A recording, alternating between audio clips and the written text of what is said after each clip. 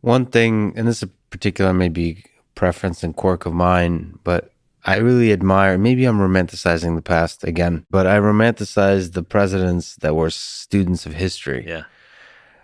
They were almost like king philosophers, great, that made speeches that, reverberated through decades after, right? And we kind of, using the words of those presidents, whether written by them or not, we tell the story of America.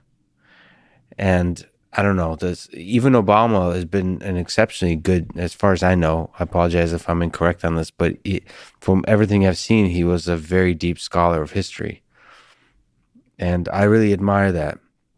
Is that through the history of the office of the presidency, is that just your own preference, or is that supposed to come with a job? Are you supposed to be a student of history? I think, I'm obviously biased as a historian, but I do think it comes with a job. Every president I've studied had a serious interest in history. Now, how they pursued that interest would vary. Obama was more bookish, more academic. So was George W. Bush in strange ways. George H.W. Bush was less so, but George H.W. Bush loved to talk to people, so he would talk to historians, right? Ronald Reagan loved movies, and movies were an insight into history for him. He liked to watch movies about another time. Wasn't always the best of history, but he was interested in what is a fundamental historical question. How has our society developed? How has it grown and changed over time? And how has that change affected who we are today? That's the historical question. It's really interesting to me. I do a lot of work with business leaders and others too. You reach a certain point in any career and you become a historian because you realize that the formulas and the technical knowledge that you've gained got you to where you are. But now your decisions are about human nature. Your decisions are about social change, and they can't be answered technically. They can only be answered by studying human beings. And what is history? It's studying the laboratory of human behavior. To sort of play devil's advocate, I kind of, especially in the engineering scientific domains, I often see history holding us back. Sort of the way things were done in the past are not necessarily going to hold the key to what will progress us into the future. Of course, with history and studying human nature, it does seem like humans are just the same. It's just like the same problems over and over. Yes. Yep. So in that sense, it feels like history has all the lessons, whether we're talking about wars, whether we're talking about corruption, whether we're talking about economics. I think there's a difference between history and antiquarianism.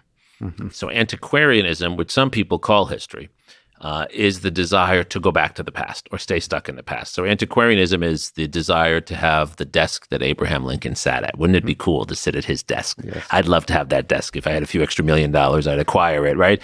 So in a way, that's antiquarianism. That's trying to capture and hold on to the past. The past is a talisman for antiquarians.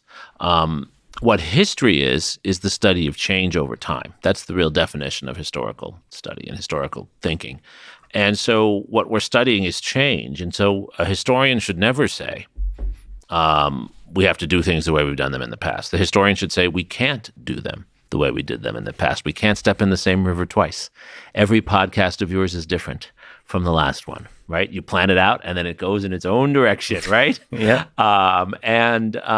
What are we studying then in history? We're studying the patterns of change, and we're recognizing we're part of a pattern. So what I would say to the historian who's trying to hold the engineer back, I'd say, no, don't tell that engineer not to do this. Tell them to understand how this fits into the relationship with other engineering products and other activities from the past that still affect us today. For example, any product you produce is going to be used by human beings who have prejudices. It's going to go into an unequal society. Don't assume it's going to go into an equal society. Don't assume that when you create a social media site that people are going to use it fairly and put only truthful things on it. We shouldn't be surprised. That's where human nature comes in. But it's not trying to hold on to the past. It's trying to use the knowledge from the past to better inform the changes today.